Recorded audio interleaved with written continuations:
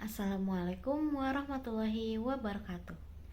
Halo semuanya, perkenalkan nama saya Desinta Sari dengan NIM 1122103711 dari kelas MA 22A8.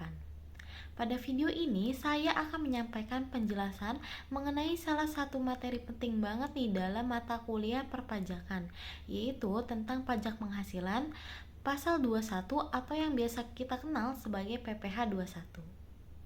Materi ini saya buat sebagai bagian dari ujian akhir semester di bawah bimbingan Ibu Sindik Widiati.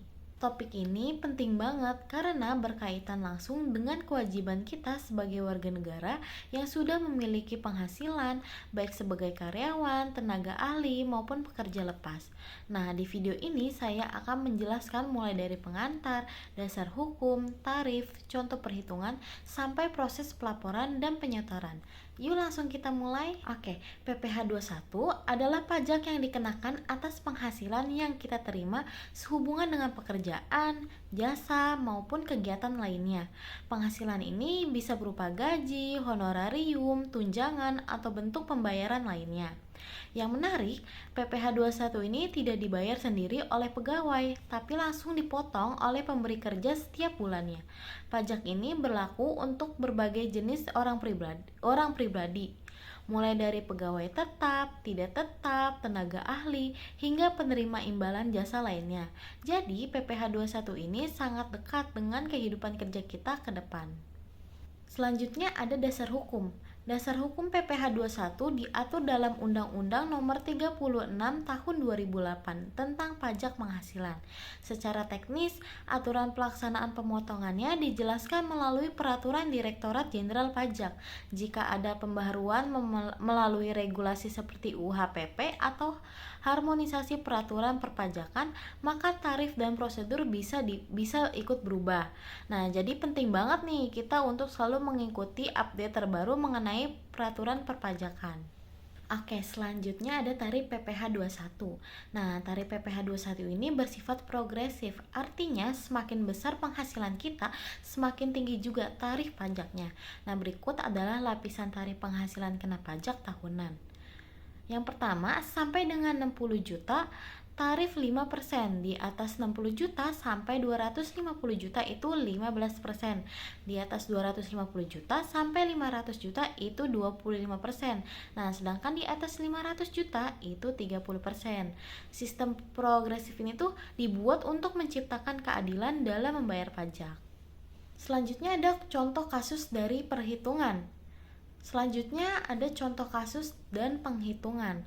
Nah, supaya lebih jelas nih, sekarang kita coba hitung PPh 21 dengan contoh sederhana. Misalnya, seorang pegawai bergaji bruto 10 juta per bulan dan membayar iuran pensiun sebesar 100.000 setiap bulannya. Statusnya ini belum menikah dan tidak memiliki tanggungan. Langkah-langkah perhitungannya itu, yang pertama, hitung penghasilan bruto tahunan, yaitu 10 juta kali 12 bulan. Nah, sama dengan 120 juta.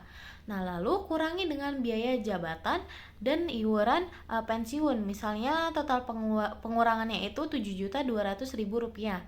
Nah, lalu 120 juta dikurang 7.200.000 rupiah, yang hasilnya 112.800.000 rupiah.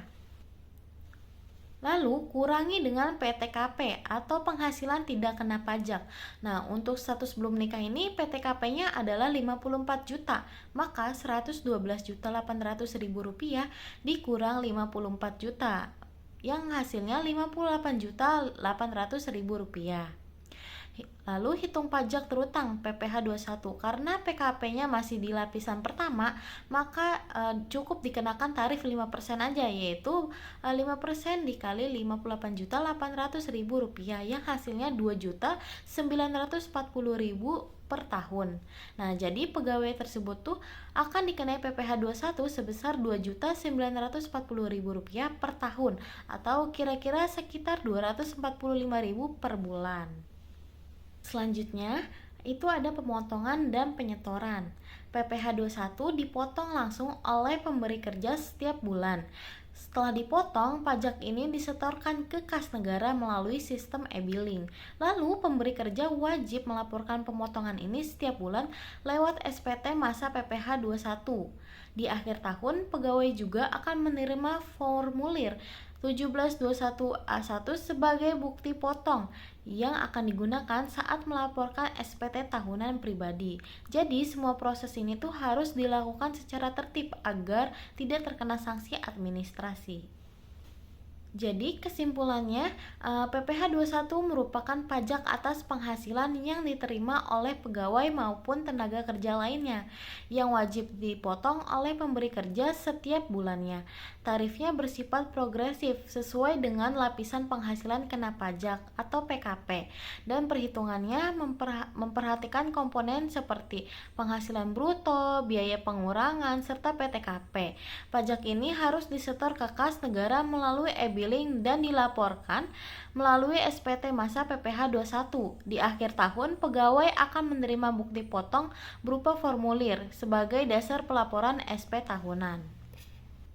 Sekian penjelasan dari saya mengenai PPh pasal 21. Semoga materi yang saya sampaikan ini bisa bermanfaat dan menambah pemahaman teman-teman semua tentang perpajakan, khususnya dalam menghadapi kewajiban pajak saat kita sudah bekerja nanti. Apabila terdapat kekeliruan dalam penyampaian maupun perhitungan saya, mohon maaf sebesar-besarnya. Terima kasih banyak sudah menyimak video ini sampai selesai. Wabillahi taufiq wal hidayah. Wassalamualaikum warahmatullahi wabarakatuh.